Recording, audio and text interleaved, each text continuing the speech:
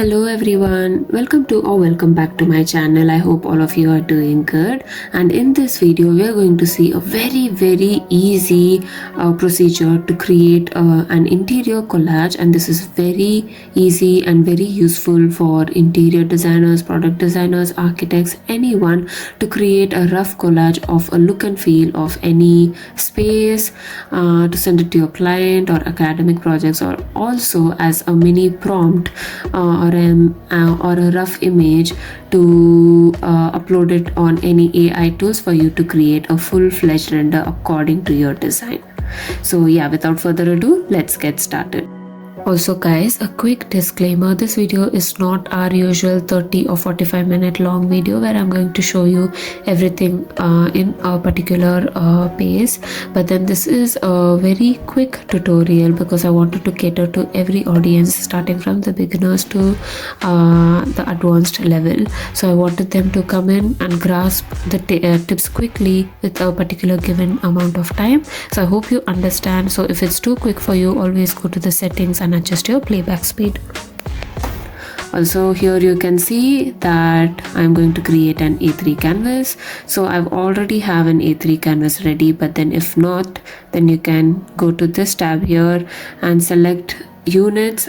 I usually select and then you can create the canvas after inputting the dimensions. That's 297 by 420 for an A3 canvas. A3 because you don't want to reduce the image quality, so make sure your canvas is A3. And then here I'm going to Pinterest tab to select a bed image. So here you can clearly see that I've typed in bed PNG front view, and so that you can get specific type of images that you're looking for. So make sure that you type in front view. You also need to select PNG, so only the bed images would be available for you, so you don't have to get rid of any extra type of objects around when you're selecting an image. So I will show you that in the next step. And here you can see you can also find all the items the same way. Just type in site table PNG, and then you will find all these type of images. You will find 9 tips in this video, you guys, so make sure to follow the whole video so even beginners would understand it very easily. So now let's go to the add option and insert a photo, and you can see that I've downloaded a lot of images. The first step is to create a PNG image. So PNG is an image or an object that doesn't have a background, so I don't need these side tables. So I'm going to use a freehand selection tool and select the object that I want, because it's difficult to select the object that you don't want because it's majority of the image, right? But if you want to select only the image that you want, it's too easy.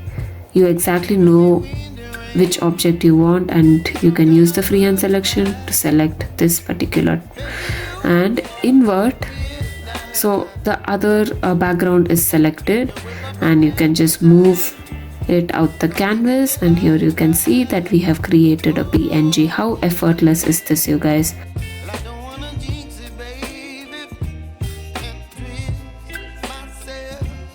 So again I'm going to repeat the process so you can see again how we create a PNG. So I'm going to select the image that I want, just select the invert option so the background is selected instead, and there you go, we've exactly got which image that we want.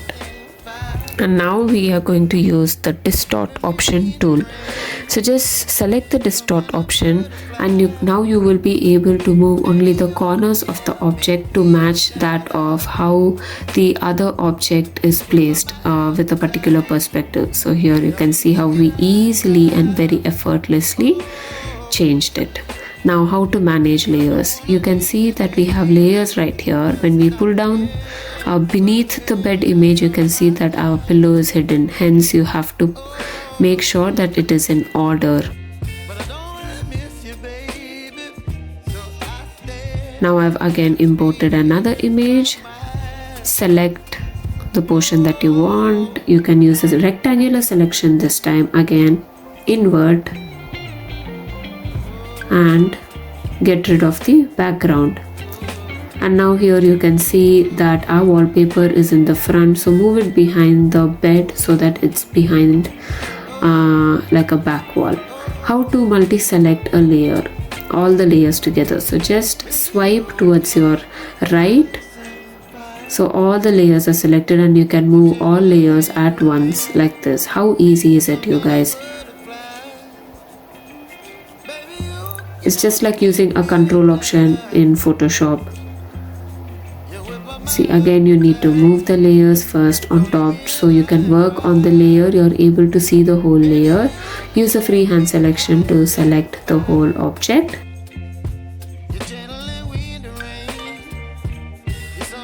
Like that. Invert and just move it out the canvas. And again you can see here white bits. You can multi-select those white bits, so you don't have to worry about selecting it very perfectly the very first time. There you go. Again you can see it's in front of the bed. I want it in the back, so just move that layer beneath the bed so it seems like it is behind. The next step is to duplicate the layer. Just swipe to the left, and then also you can switch on your magnetic and snapping tools on. So here you can see that we have duplicated the object twice, and we've also moved it to the other side. Now again for the carpet. Now first use a rectangular selection to get rid of all the non-white background. And now I will show you how to use the automatic selection. So now using the automatic selection, just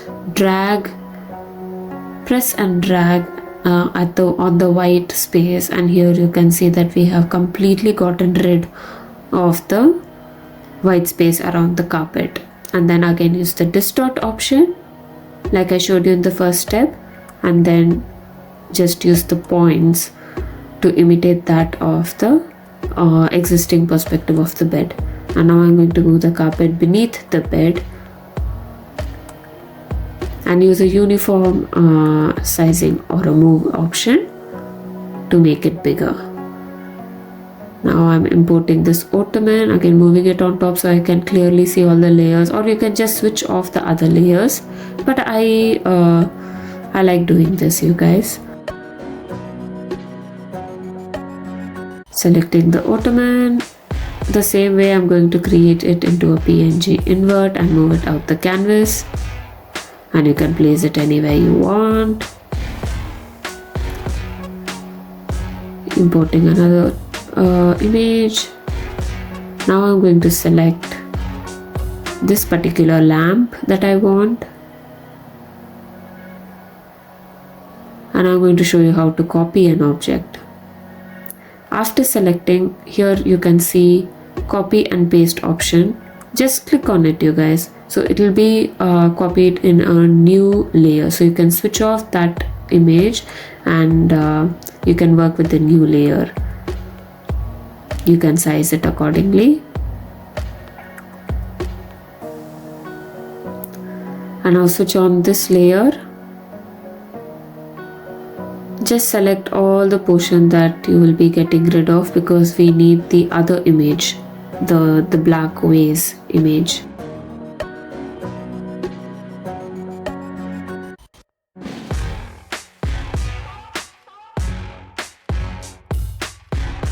There you go. And now you can use the automatic selection to select all the white spaces. So automatic selection, when you click on one particular color, it selects all that color. And then using the freehand selection, we are going to again add all of these, remove all of these white images, because it's selected even those white objects. And now you can move it out the canvas. As you can see that we have missed out on a lot of twigs on that vase. No problem, you guys. You can actually click on the color that you want. Okay, first let's erase all these extra lines. Just click on the color that you want and you can choose any pen of your choice. I'm choosing a technical pen and I'm just drawing over it like this, just touching over, so it's not very evident, right? So that is how it is done. There you go. And now there is again another ways, moving it on top, selecting the portion that I don't want first, and then again using a freehand selection, I'm roughly selecting the area, and then it doesn't matter if you have the white cast over, I will let you know what to do. Firstly, I'll increase the wall size a little bit. And now with this,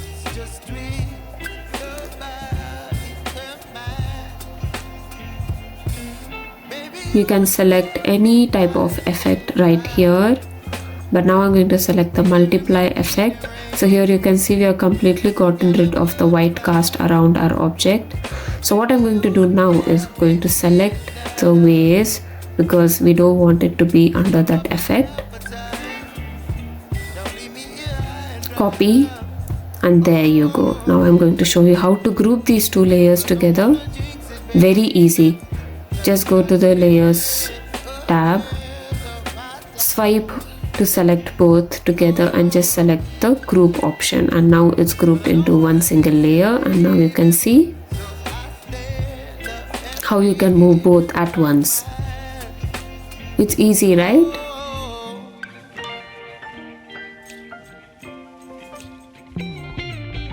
So I didn't show you how to select the light. It's the same procedure, you guys. There you go. And let's make it a bit dramatic. So let's just select the wallpaper layer and just reduce the size of it so we can make it look a bit collagey and dramatic. And move it out the canvas. And the painting as well, just use the rectangular selection to select the painting, invert, and then get rid of the background, and you can place it over the wall anywhere you want.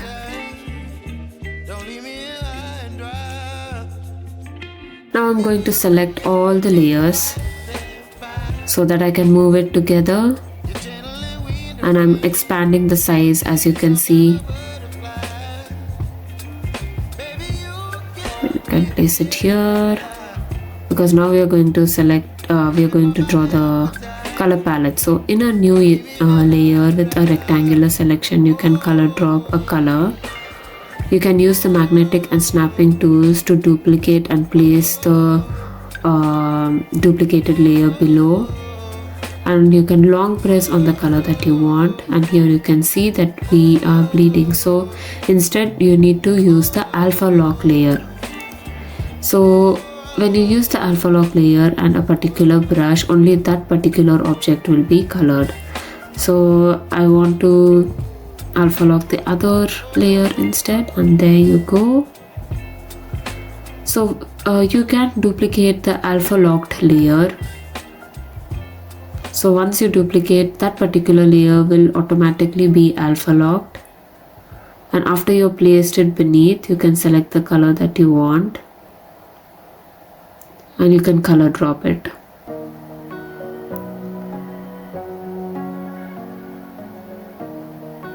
You can do it multiple times. It will be overlaid, so you won't know the difference. So yeah, the same way again I'm copying another color and color dropping in different colors, and it's going to be a repetitive process, you guys. So that's why I'm fast forwarding.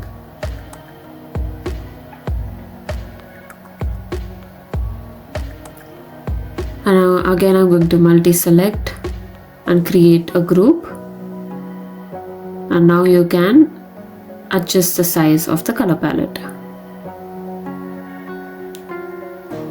You can leave it this big, or you can actually reduce the size like that. I feel I like this better, so I'm going to minimize it like this. And again multi-selecting and adjusting the whole image I'm going to place it centrally on the canvas. And then additionally you can use a technical pen, and on a new layer you can name each of the objects that you have used. So I've repeated the same process on all objects, and here you can see you can also write the company name that you're suggesting to the clients. You can also mention the color codes, lamp from company, painting from this company, this shop, cot, and also ways. You can also mention what type of interior plan that you're using in this bedroom. But if you don't want all this text, if you feel that it is very shabby, you can simply switch off that particular layer and you can go back to having a very clean finish. See, just switch off that layer and there you go. So yeah guys, that is it for today's video. I hope you liked it. I hope you learned something new today, and if you did, make sure to comment down below what you liked most about this video. I know it was a very short, quick video. It's not our usual 30 or 45-minute long video, but my main aim was to cater to all type of audience to quickly come in, grasp in as many tips as they wanted to from a Procreate tutorial. So yeah guys, bye, and always keep smiling because it reduces a lot of stress.